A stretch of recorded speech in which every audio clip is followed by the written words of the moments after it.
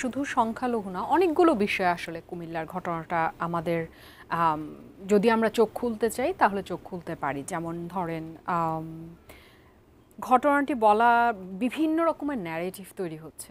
শুধু এই ঘটনাই না, মানে সম্প্রদায়কে নিয়ে তো নানা ধরনের ইস্যু আমরা এর আগেও দেখেছি, নানান ঘটনা।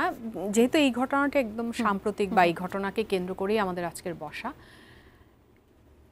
এর দেখেন কতগুলো দিক আসছে। একটা দিক আসছে যে তার সম্পর্ক ছিল ফজর আলীর সাথে, ওই সম্পর্কটাকে ধরার জন্য এটা করা হয়েছে। অর্থাৎ ওই যে আবার যে তারা একটা কিছু করছে, এটার জন্য তো আইন শৃঙ্খলা বাহিনী আছে, যেতে পারে, কিন্তু এটা আসল কাহিনী না। আজকের বিভিন্ন নিউজে আমরা দেখতে পেলাম, নিউজ হচ্ছে এটা যে ফজর আলীর ছোট ভাইকে কিছুদিন আগে তিনি মানে বোধহয় শাসন করেছিলেন মানুষের সামনে, এটা তার ভেতর এক ধরনের প্রতিহিংসার জাগ্রত ক্রোধ তৈরি করেছে। সো এখন বড় ভাইকে সে জায়গা মতো এই প্লেসে ধরেছে।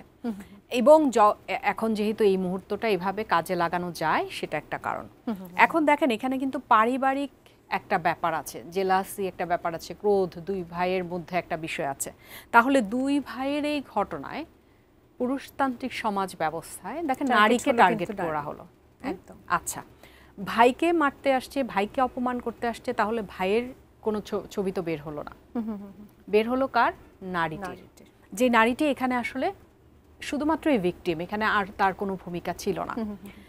যদি এরকম হয় ঘটনা, আপনি আরও যদি দেখেন গভীরে, এই নারীকে ফজর আলী আবার কিভাবে এক্সপ্লয়েট করছে দিনের পর দিন। কারণ নারীটির মা ফজর আলীর কাছ থেকে টাকা নিয়েছেন, এবং এখন সারা মানে বাংলাদেশি বিভিন্ন গ্রামাঞ্চলে এটা একটা নিয়মিত দৃশ্য। সেটা হচ্ছে যার কিছু টাকা আছে এবং যার এই ধরনের নারী লিপ্স একটা ব্যাপার আছে, সে ওইসব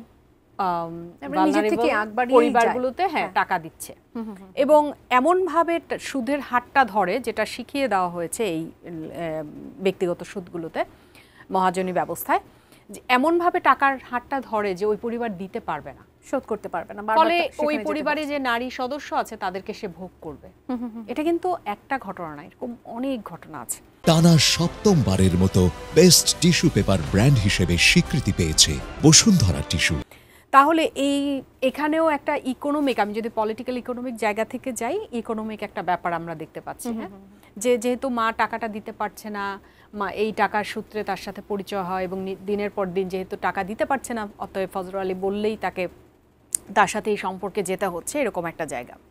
পলিটিক্যাল দিক তো আছেই, যেই মাত্র ঘটনাটি ঘটলো, এমপ্যাথেটিক হওয়ার জায়গার চেয়ে অনেক বেশি রাজনৈতিক দলগুলো কি শুরু করলো, যে কে করেছে, কোন দলের কে করেছে, এবং বিভিন্ন দল কিন্তু এখানে এক জায়গায় হয়ে গেল। দেখেন, আমরা যদি আজকের নিউজও দেখি, আমরা কিন্তু দেখতে পাচ্ছি ভিন্ন ভিন্ন ঘরানার ভিন্ন ভিন্ন দলের লোকজন এক জায়গায় এসছে।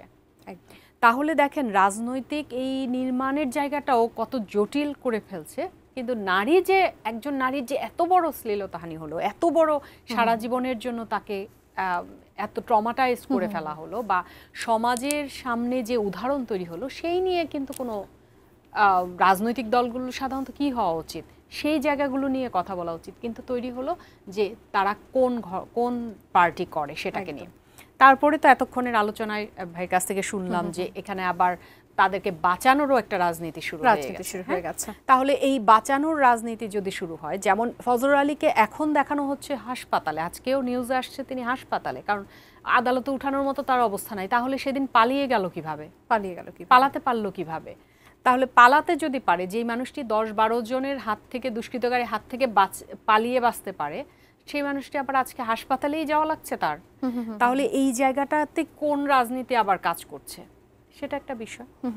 ধর্ষণ হবার পরে আমাদের যে ব্রিটিশ সিস্টেমের যে আইনি প্রক্রিয়া, সেখানে নারীকে বারবার প্রমাণ করতে হয় যে তিনি ভিকটিম হয়েছেন।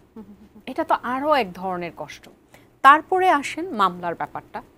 মামলা, প্রথম দিন মামলা করা হলো, মাঝে কিছু সময় তার বিভিন্নভাবে তাকে অবশ্যই কোনো না কোনোভাবে প্রভাবিত করেছে প্রভাবশালী মহল। তিনি বলেছেন মামলা করবেন না, আজকে আবার একটু সাহস পেয়েছেন, বলছেন যে মামলা তুলবেন না। আছে, কিন্তু এই দোলাচলে চলতে থাকবে। আপনি দেখবেন যে সামনে এই অবস্থায় নারীটির পাশে দাঁড়ানো মানুষের সংখ্যা কেমন থাকে? মানুষের পাশে তো থাকেই না, বরং এই যে ধরেন এখনকার সোশ্যাল মিডিয়ার কারণে মূলধারার গণমাধ্যম থেকে শুরু করে সোশ্যাল মিডিয়ার সাংবাদিকরা সারাক্ষণ তাকে যে হেনস্থা করছে, তারা হয়তো ভিউ ব্যবসা করছে, কিন্তু এই নারীটির মানসিক অবস্থা কীরকম সেটা কি সাংবাদিকরা বা যারা সংবাদ সংগ্রহ করতে যাচ্ছেন, যারা ভিউ বাড়াচ্ছেন কিংবা মানে বিভিন্ন অ্যাঙ্গেল থেকে তাকে খুঁচিয়ে খুঁচিয়ে প্রশ্ন করছেন, তারা কি একবার ভাবছেন এই নারীর ভেতরে কি চলছে, কি তোলপাড় চলছে? দুটি সন্তানের কাছে তিনি কিভাবে দেখাবেন?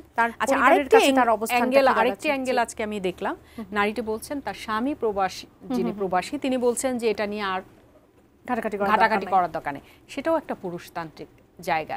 সেই জায়গাটা শুধুমাত্র তার ক্ষেত্রে না, বাংলাদেশে যতগুলো সহিংসতার ঘটনা ঘটে নারীর পরিবার কিন্তু পিছে সরে যায় বিভিন্ন কারণে। ওই যে পুরুষতান্ত্রিক সমাজ ব্যবস্থায় আমরা যে শ্যারি অটনার বলেছেন না, যে নারী যে জেন্ডারের ধারণা, নারীর ধারণাটা যতটা না জৈবিক বায়োলজিক্যালি, তার চেয়ে অনেক বেশি কালচারাল, সাংস্কৃতিকভাবে সামাজিকভাবে নির্মাণ করা হয়।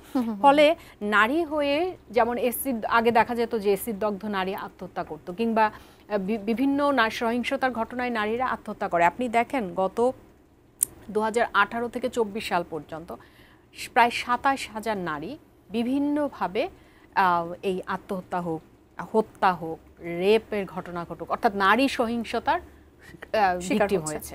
তাহলে এই যে জায়গাগুলো, এগুলো নিয়ে তো আমরা কোনোভাবে কিছু করতে পারছি না। এবং মানে কাজ করার জন্য যে আমরা ভাবছি, আমরা যে আপনি যে প্রশ্নটা করেছেন যে এগুলো থেকে মুক্তির উপায় কি বা এগুলো কিভাবে কি করা যাবে, সেই ভাবনার জায়গাটা নিয়ে ভাবছি আসলে কয়জন। এরকম টক শোতে কথা বলা, তারপর সাংবাদিকরা গিয়ে গিয়ে ভিকটিমকে প্রশ্ন করা, এই এতটুকুতেই তো শেষ। এই দুটার বাইরে যেটা করা উচিত, এই দুটার বাইরে যে অনেক বড় জায়গা আছে, যে যারা খুবই প্রভাবশালী তাদের মহল থেকে কি করে এই নারীকে বের করে আনা